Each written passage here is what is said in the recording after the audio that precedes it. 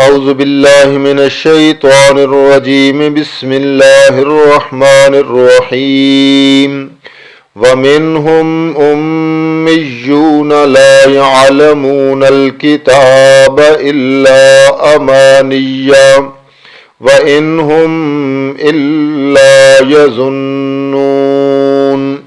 آمنت بالله صدق الله العظيم۔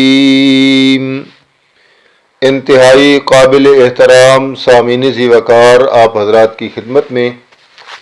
سورۃ البقرہ کی آیت نمبر 78 تلاوت کی ہے، اور اس آیت میں اللہ تعالی نے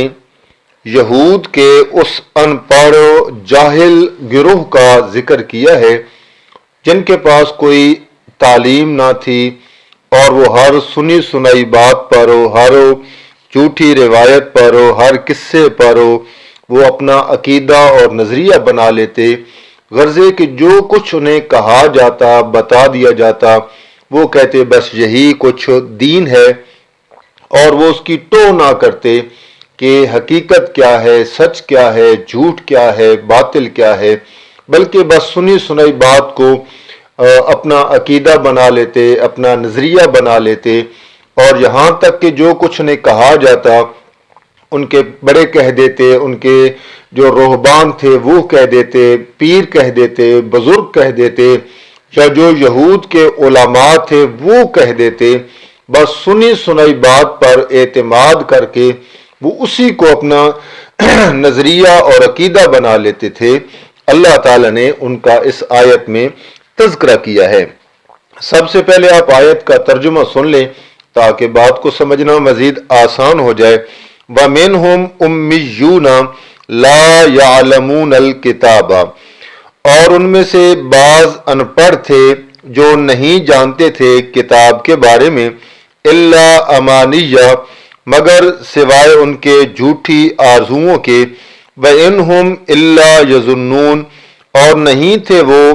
مگر اپنے خیالات کے پجاری تھے، جو گمان ہوتا، جو خیال آتا اسی کو وہ دین سمجھ لیتے، عقیدہ سمجھ لیتے۔ یہ اللہ تعالیٰ نے جو یہود کے اندر وہ جاہل قسم کا طبقہ تھا، اور جس نے غلط باتیں اپنے علماء، اپنے فقراء سے سن رکھی تھیں، کیونکہ وہ خود تورات تو پڑھ نہیں سکتے تھے،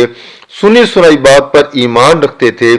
اور سنی سنائی بات بھی ایسی کہ اللہ کا قرآن کہتا ہے الا امانیہ، امانیہ یعنی من گھڑت قصے ہیں، جھوٹی آرزوئیں ہیں، تمنائیں ہیں، اور اس کے علاوہ جو ان کے محرف علماء تھے جو قرآن کی آیات کو، قرآن کے حروف کو، قرآن کے مضامین کے اندر رد و بدل کرتے، وہ انہیں جو کچھ کہہ دیتے وہ اسی کو اپنا ایمان سمجھتے اور اسی کے مطابق اپنا عقیدہ ڈھال لیتے، اور کہتے کہ بس یہی حق ہے جو ہمیں بتا دیا گیا ہے اور ہمیں سمجھا دیا گیا ہے۔ اسی لیے یہ جو جاہل طبقہ تھا یہود کے اندر، علماء نے اس وقت کے جو یہود کے علماء تھے انہوں نے اپنی عوام کو بتا رکھا تھا کہ آپ جو ہیں بس نذرانے دیا کریں، آپ بس ہمیں چندے دیا کریں، آپ ہمیں سلامیاں دیا کریں، آپ کے جو گناہ ہیں نا ان کا مواخذہ اللہ نے نہیں کرنا ہے، اور جو ہمارے آباء و اجداد تھے یعنی انبیاء تھے، ہمارے بڑے جو تھے، بزرگ تھے، وہ ہمیں بخشوا لیں گے، اور جنت ہمارے اور ہمارے مرید کے لیے اللہ تعالیٰ نے بنائی ہے۔ یہ نہیں ہے کہ جنت نمازیوں کے لیے ہے، عقیدہ رکھنے والوں کے لیے ہے، تورات پر چلنے والوں کے لیے ہے، بس جو ہماری مریدی میں آ گیا اور جس نے ہمارے ساتھ عقیدت کر لی بس وہی جنت میں جائے گا۔ اور اس طرح بھی کہتے کہ اگر ہم میں سے کوئی دوزخ چلا بھی گیا تو پریشان ہونے کی ضرورت نہیں ہے، بس چند دنوں کے لیے جانا ہے اور اس کے بعد ہماری خلاصی ہو جائے گی، ہم چھٹکارا پا لیں گے۔ سامعین ذی وقار، یہ آیت اللہ تعالیٰ نے یہود کا جو جاہل طبقہ تھا اس کے متعلق بیان کی ہے کہ انہیں اس طرح کی آرزوئیں دلا کر، تمنائیں دلا کر ان کے بڑوں نے، ان کے علماء نے، ان کے پیروں نے، ان کے فقیروں نے اس طرح انہیں چکمے دے رکھے تھے کہ تمہیں عبادات کرنے کی ضرورت نہیں ہے، بس تم ہمارے ساتھ لگ گئے ہو تو یہی تمہارے لیے کافی ہے۔ جس طرح آج کل کے جو بناوٹی پیر ہیں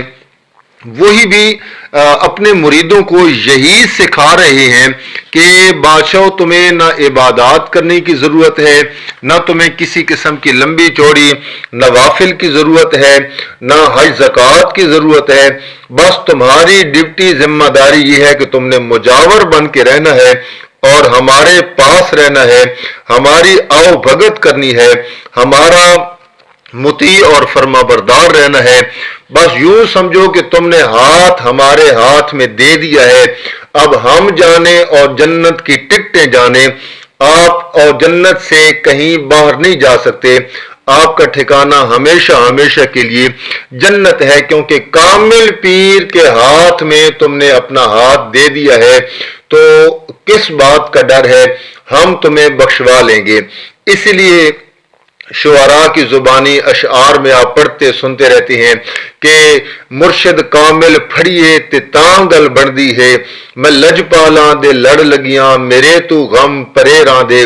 اس قسم کے جو اشعار ہیں، پھر یہ جو جاہل طبقہ ہوتا ہے، جن کے پاس علم نہیں ہوتا ہے، جن کے پاس تعلیم نہیں ہوتی ہے، انہیں ہر روپ میں جو مذہبی طبقہ ہے اس نے کبھی ان کے ایمان پہ ڈاکہ مارا، کبھی ان کے مال پہ ڈاکہ مارا،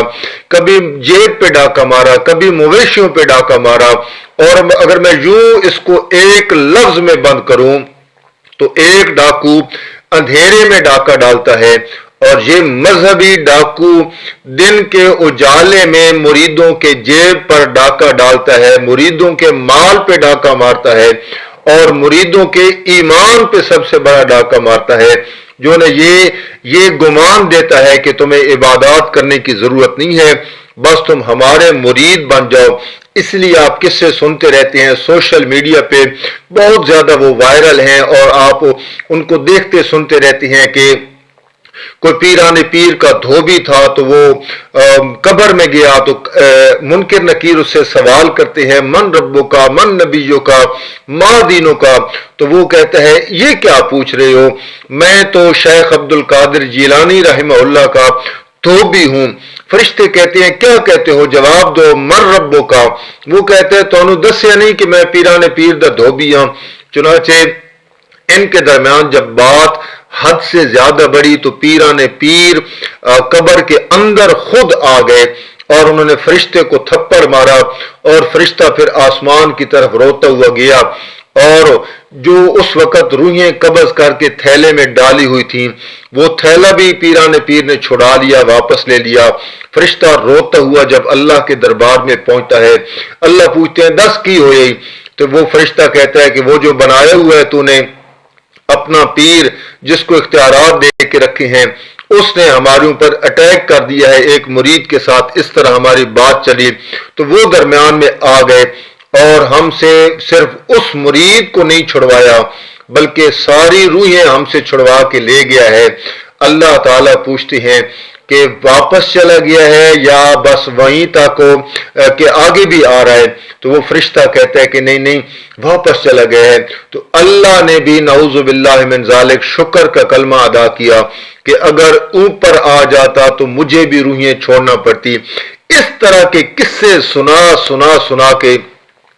عوام کا بیڑا غرق کر رکھا ہے، اور یہی بات ہے کہ جب لوگوں کو قرآن کی آیات بتائی جائیں، قرآن کے دلائل دیے جائیں، روشنی دکھائی جائے کہ یہ دین ہے،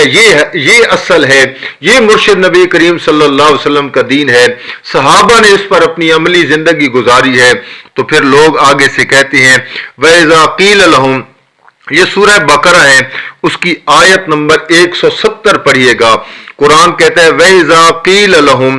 اتَّبِعُوا مَا أَنزَلَ اللَّهُ، اور جب ان سے کہا جاتا کہ اتباع کرو اس چیز کی جو اللہ نے نازل کی ہے۔ آج ہمارا دعویٰ بھی یہی ہے کہ اللہ کے قرآن کو فالو کرو، جو اللہ کا قرآن عقیدہ دیتا ہے، جو نظریہ دیتا ہے، اس کے مطابق اپنی زندگی گزارو، تو उस वक़्त के मुशरिकीन क्या कहते थे? कुरान कहता है कालू, आगे से जवाब देते, बल नत्तबिउ मा अल्फैना अलैहि आबाअना,